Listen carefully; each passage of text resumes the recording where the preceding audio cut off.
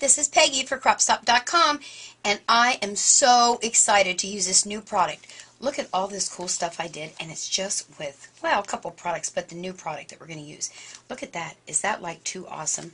And it's all using the same stuff. Well, wait till you see what it is. So that's what we're going to, let me just show you everything. All right, the first thing I'm going to show you is that we're going to use these brand new stamps by Heartfelt Creations. This one is the Flora Grande, and actually, let me bring the card back in. I used it on here. You can see right there's the smaller one, and on my background I used it there, and I'm going to show you how I did that. So we're going to use those stamps. Then we are going to use another one of the embossing folders from Creative Expressions. This one is just too stinking cool.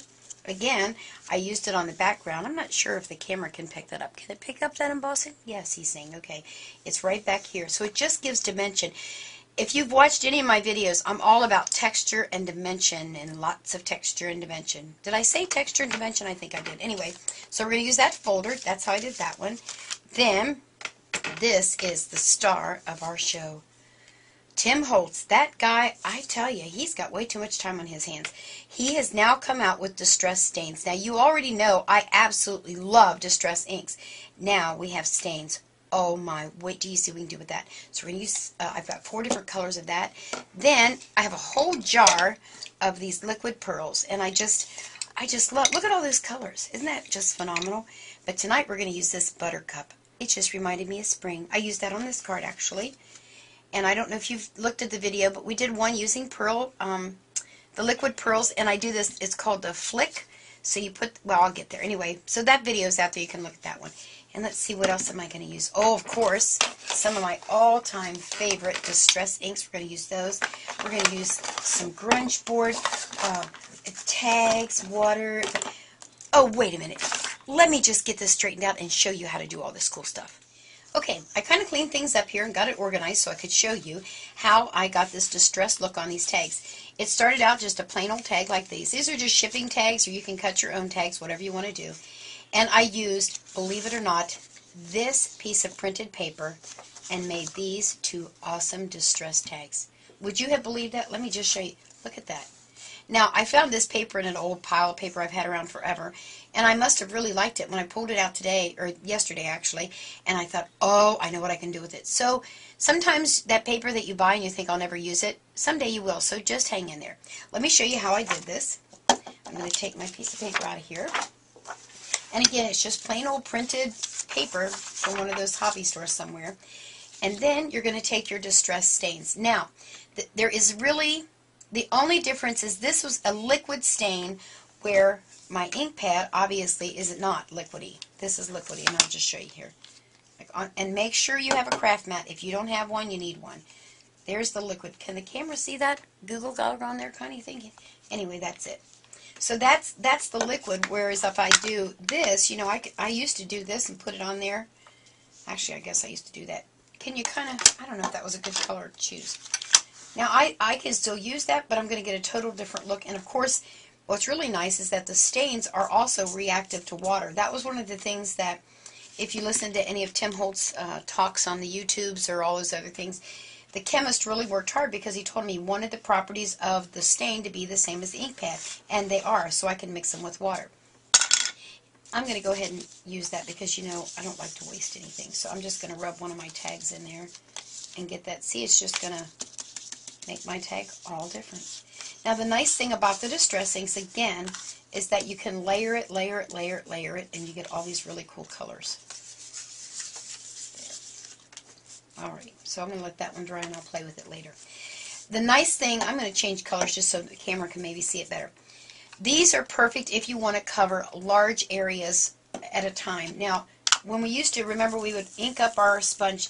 I still love these. I will always love these. These work as a pair, so I don't want you to get the illusion that I'm getting rid of my Distress Inks and I'm only going to use stains, because they work together well. See, if I wanted to cover this whole piece of paper, it's just going to take me some time to go in there and do that. And obviously, it looks awesome because, you know, Distress Inks do. I lost my lid. Oh, there it is. Excuse me. With my Distress Stains, there's a little applicator on the top. I don't know what it's made out of, something cottony stuff. But watch this. Honey, please check that out. See how fast that covered? Now, a lot of folks were concerned, as I understood from reading different articles, about the lines and whatnot in there. But let me bring in my heat gun here and show you, if I can find my own button here. I guess you can't hear over that, can you? It will dry and those lines will be gone. So let me just do that real quick.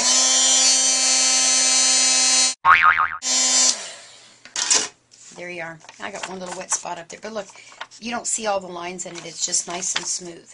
Now, one of the questions that people have is now, what if I want to come back, which I do, and I want to add a different color on there? Will it contaminate this? And yes, it would contaminate your tip. It won't contaminate your ink down in here, but if you get, say for instance, this awesome fired brick color on your walnut stain, your tip then is contaminated, and you would have to rub till you got that out of there.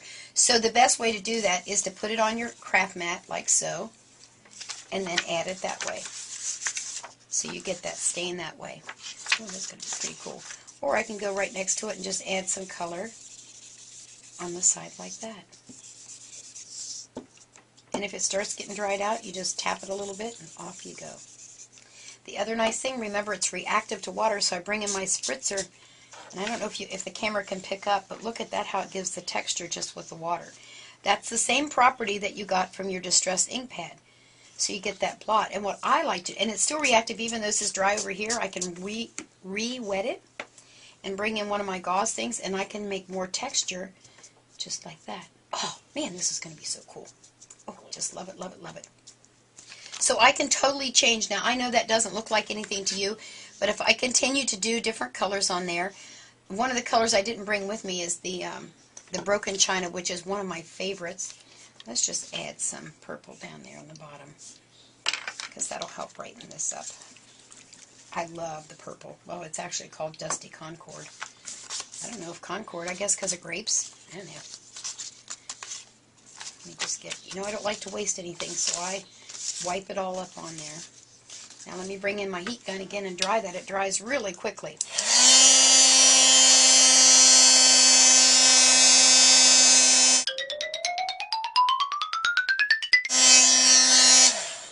Now the nice thing, remember, about this craft mat is that it's heat resistant. It's perfect to use for this kind of a technique.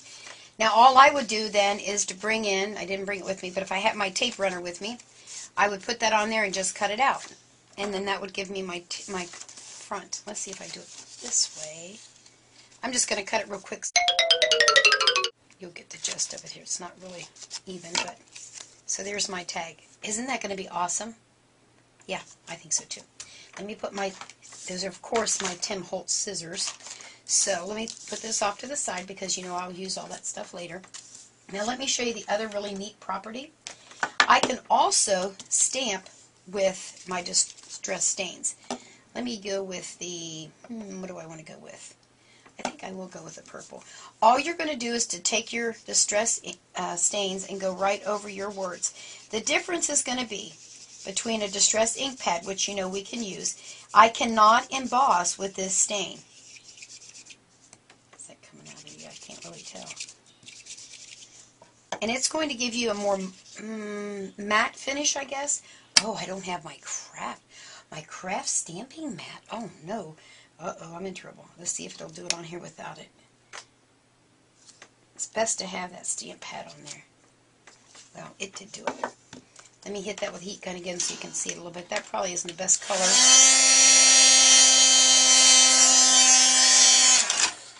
Alright, let me bring this one in because you can actually see it better. You can kind of see. I don't know, can they see that on there, Steve? I can't tell. I can see it beautifully. But it kind of blends in. Let me bring this over here.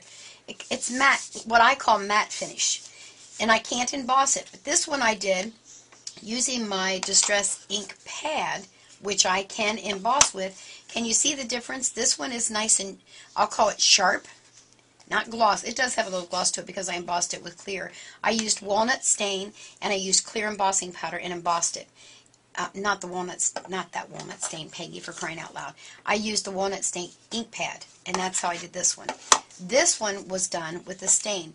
So let's just take a close-up of that, Steve, if you can, to show them the difference. Nice and crisp, that's your ink pad, and that's embossed. Using your stains, it gives you the more matte finish and more blended, like it's actually a part of that tag. Does all that make sense? Well, it does to me. Anyway, it's totally two different looks. Let me clean this up, and I want to show you a couple other things you can do that are going to knock your socks off. All right, I want to show you one more quick technique here. I'm going to go ahead and I'm going to color up this tag. See how fast that goes?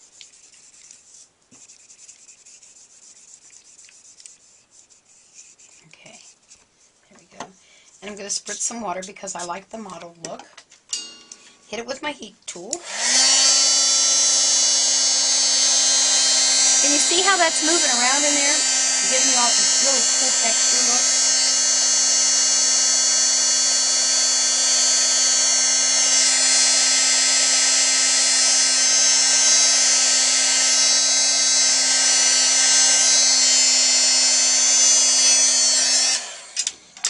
Now here's the really neat part. Remember in the beginning I said you can use these together. So I'm going to switch this out, and again I'm going to be using the flower from Heartfelt. This is kind of a new one. I'm going to ink that up using my distress ink, and then I'm just going to stamp.